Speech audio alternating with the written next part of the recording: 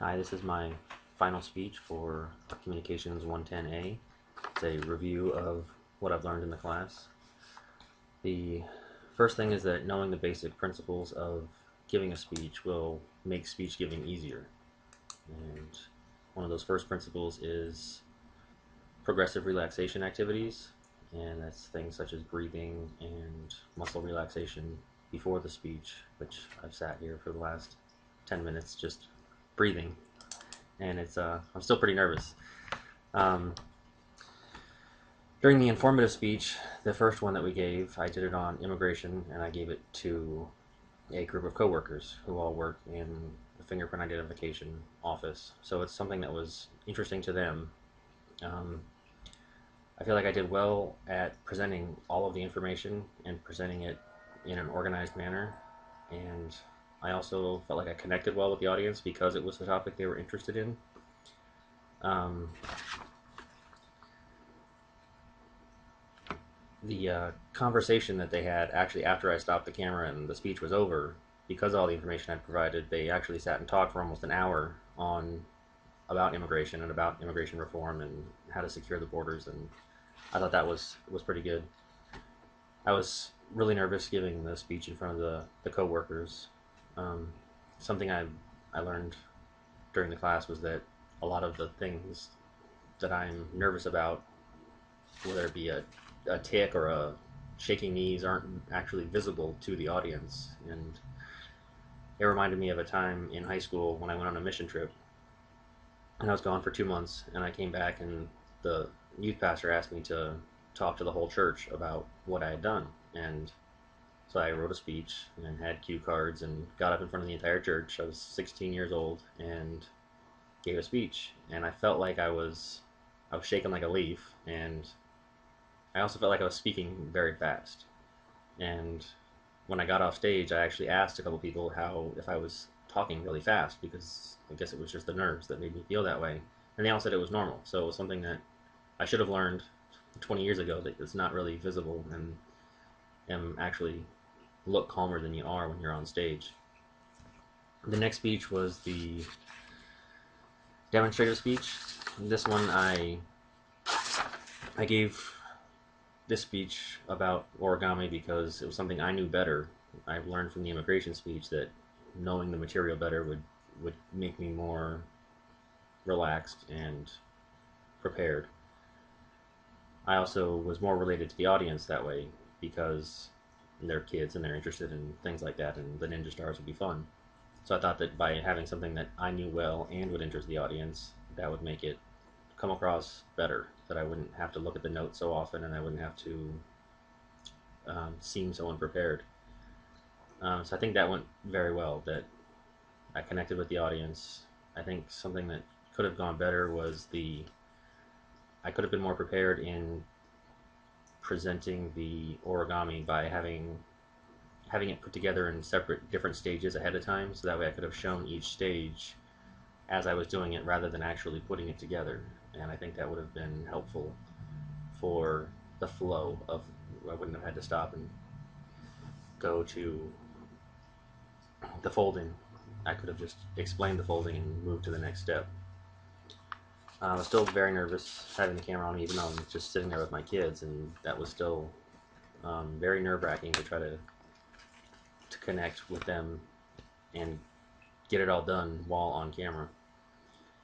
The last speech I gave was the persuasive speech, and that one I actually went a little bit further the opposite direction from the first speech. The first one, it was more centered towards the audience. The second one was I met them in the middle, where we both had an interest in it. And for the last one, I tried something that they wouldn't know as much about because it was a persuasive speech. I wanted to give them information and persuade them to my way of thinking, but also something that I was more comfortable with. So I was less nervous about giving that speech, but more nervous about the audience receiving it and how I was able to persuade them. For that speech, my living room looked like a soundstage. I had extra lights and extension cords running all over, and one laptop running PowerPoint and another one running the camera. And it seemed to go very well as far as the organization. I took some time ahead of that one to sit down and relax, and it still didn't come out nearly as well as I would have liked. I had the notes actually taped to the camera tripod so that I could the presentation slides so that as I went through them I could review them and seem to be looking more directly at the camera, where each time I looked at the notes you could see in the video that I was actually looking down away from the camera. And so I think I spent too much time looking at the notes because I thought I was more reasonably looking at the camera, where I think during the speech I've done a pretty good job making eye contact. The other best practices are organization, patterns in the outline. So for each topic of the, say for this example, this speech, I gave 3 main topics of the different speeches that I've given in the past, and so that creates the pattern and that makes it easier to follow. And having the outline also is one of the best practices for a speech, because again it keeps you organized and you get to see all your thoughts on 1 page or 2 pages, and you get a shorter version. So for example, I didn't write out that whole story about the mission trip and the speech. I just wrote related story, mission trip, and so that I remember to give that part of the speech. So I think it comes off a little more natural when you just have a short section versus reading a speech, because when you're reading, then I don't think it's going to be as interesting to the audience, or as not entertaining, but um, you're not going to connect as well. Another best practice was presentation aids. I thought that was something very good because it allowed the audience to see what I was going to talk about, and it also let me see what I was going to talk about, so I didn't have to, so I could direct my attention at the presentation and not have to appear to be looking away or be distracted. So having that list on the screen not only showed the audience and gave them a visual, but it also gave me a visual to assist in giving the speech. And the last best practice is persuasion, and the things that I learned about that are, first you have to be competent, because if you're not, don't appear to be competent, and I can't remember what the other word was, then people aren't going to want to listen because they're going to assume that you don't know what you're talking about.